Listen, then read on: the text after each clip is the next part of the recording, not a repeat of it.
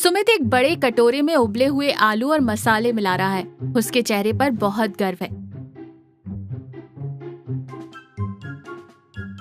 लल्लन और दीपा कुर्सी पर बैठे हैं।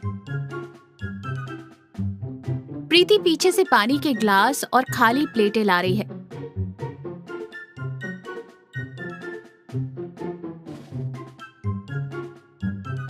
सुमित गर्व से सीना तानते हुए कहता है, लल्लन भाई, ये कोई मामूली आलू नहीं है। जब सुमित के हाथों के मसाले इसमें मिलते हैं ना, तो ये आलू सीधा स्वर्ग की सीढ़ी बन जाते हैं। लो, खाकर देखो मेरी स्पेशल मसालेदार आलू चाट। सुमित प्लेट लल्लन और दीपा को देता है। लल्लन एक चम्मच खाता है और उसकी आंखें खुशी से बड़ी हो जाती हैं। लल्लन मजे लेते हुए कहता है, वाह सुमित मेरे भाई, क्या जादू है तेरे हाथों में। कसम से ऐसा स्वाद तो शहर के बड़े बड़े होटलों में भी नहीं मिलता। आत्मा तृप्त हो गई। सुमित कॉलर झाड़ते हुए कहता है, अरे जादू तो इन उंगलियों में है लल्लन। सही वक्त पर सही मसाला डालना एक कला है जो सिर्फ तुम्हारा भाई जानता है। दीपा चाट खाते हुए प्रीति की तरफ देखती है, जो चुपचाप पसीना पोंछते हुए बर्तन समेट रही है। सुमित भैया, चाट तो बहुत बढ़िया बनी है, लेकिन ये आलू इतनी अच्छी तरह से उबालना, इन्हें एकदम सही आकार में काटना और मसालों को सिलबट्टे पर पीसकर तैयार करना, ये सब तो प्रीति भौजी ने किया है ना। आधी तारीफ तो उनकी भी बनती है। सुमित हंसते हुए बात टालते हुए कहता है, अरे दीपा भाभी, आलू उबालना कौन सा रॉकेट साइंस है, वो तो कोई भी कर ले। असली खेल तो मसालों को मिक्स करने का है। इसी मिक्सिंग का ही तो मेरा सारा टैलेंट है। प्रीति कुछ नहीं कहती, बस एक हल्की सी व्यंग्यात्मक मुस्कान देती है और अंदर चली जाती है। प्रीति अपना एक छोटा बैग तैयार कर रही है। सुमित हाथ में पान चबाते हुए कमरे में आता है। अरे प्रीति, ये बैग क्यों तैयार हो रहा है? कहीं जाने का इरादा है क्या? प्रीति शांति से कहती है, हाँ, मेरी बहन की तबीयत ठीक नहीं है। मैं 3-4 दिन के लिए अपने मायके जा रही हूँ। कल सुबह की बस पकड़ लूंगी। सुमित हैरान होकर कहता है, अरे ऐसे कैसे? परसों रविवार है। मैंने लल्लन और गांव के 2-3 और खास दोस्तों को अपनी स्पेशल चाट पार्टी पर बुलाया है। तुम चली जाओगी तो तैयारी कौन करेगा? प्रीति मुस्कुराते हुए हल्के तंज पे कहती है, अरे तैयारी की क्या बात है जी, आलू उबालना कौन सा रॉकेट साइंस है, वो तो आप कर ही लेंगे। और असली टैलेंट तो आपके हाथों की मिक्सिंग में है ना, मैं रहकर भी क्या करूँगी। हाँ वो तो है, तुम फिक्र मत करो, तुम आराम से मायके जाओ। मैं अकेले ही ऐसी चाट बनाऊंगा कि लल्लन उंगलियां क्या पूरी प्लेट चाट जाएगा। तुम बस मेरा जलवा देखना। ठीक है, जलवा तो मैं भी देखूंगी आकर। रसोई में बहुत बिखरी हुई चीजें हैं। सुमित के चेहरे पर आटा और मसाले का पाउडर लगा है। वो कुकर के पास खड़ा पसीना पोंछ रहा है और खांस रहा है। एक तरफ मसाले जले हुए दिख रहे हैं। सुमित खुद से बातें करते हुए कहता है, ये कुकर सीटी क्यों नहीं मार रहा? 1 घंटा हो गया है। और ये लाल मिर्च, अच्छा, ये प्रीति बिना छीके मसाला कैसे पीस लेती थी? तभी लल्लन बाहर से आवाज लगाता है और रसोई के दरवाजे पर आता है। क्या बात है सुमित हलवाई, आज तो बाहर तक बड़ी तेज महक आ रही है। और ये रसोई में धुआं कैसा? कहीं चाट के साथ साथ खुद को तो नहीं भून रहे? सुमित खांसते हुए झूठी मुस्कान के साथ कहता है, अरे नहीं नहीं लल्लन भाई, ये एक नया स्मोकी फ्लेवर ट्राई कर रहा हूँ।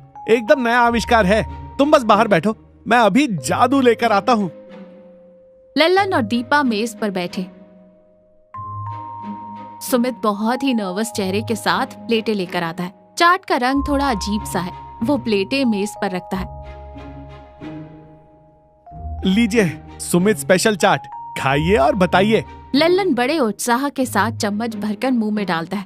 वो चबाना शुरू करता है। उसका चेहरा अचानक अजीब सा होता है। वो चबाने की बहुत कोशिश करता है, लेकिन चबा ही नहीं पाता।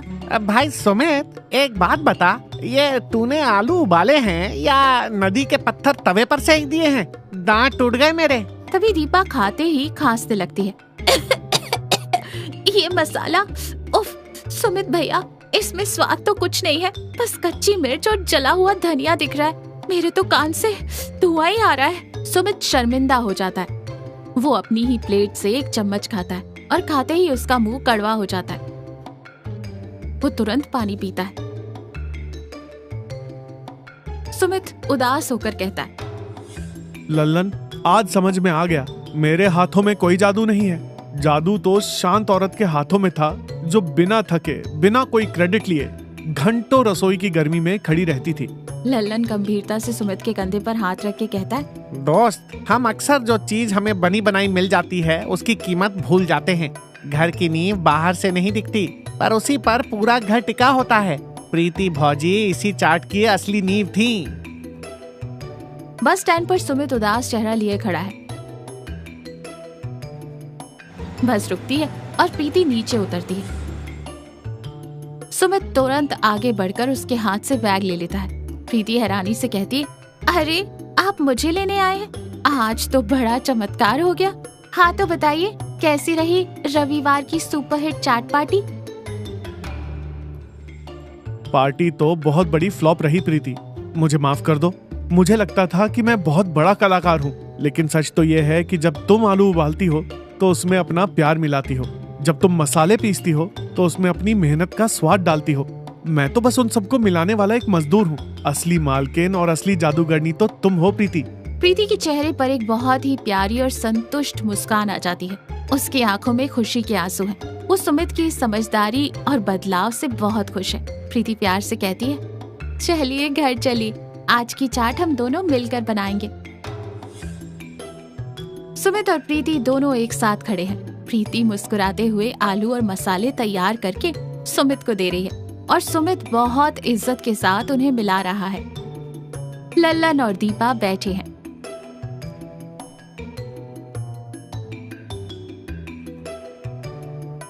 सुमित प्लेटें सर्व करते हुए कहता है, लो भाई लल्लन, आज सुमित के हाथों की नहीं, प्रीति सुमित की स्पेशल चाट खाकर देखो। लल्लन खाता है और इस बार सच में बहुत खुश होता है। वाह, आज तो स्वाद पहले से भी दुगना है।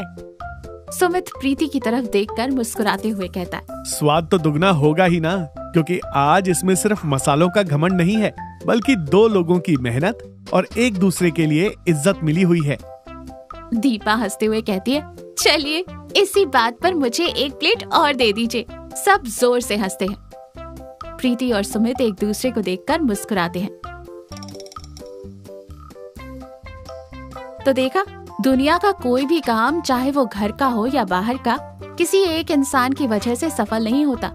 हमारे जीवन में जो लोग पर्दे के पीछे रहकर चुपचाप हमारे लिए मेहनत करते हैं, जैसे हमारी माँ, पत्नी या परिवार के सदस्य, हमें कभी उनके कामों को छोटा नहीं समझना चाहिए।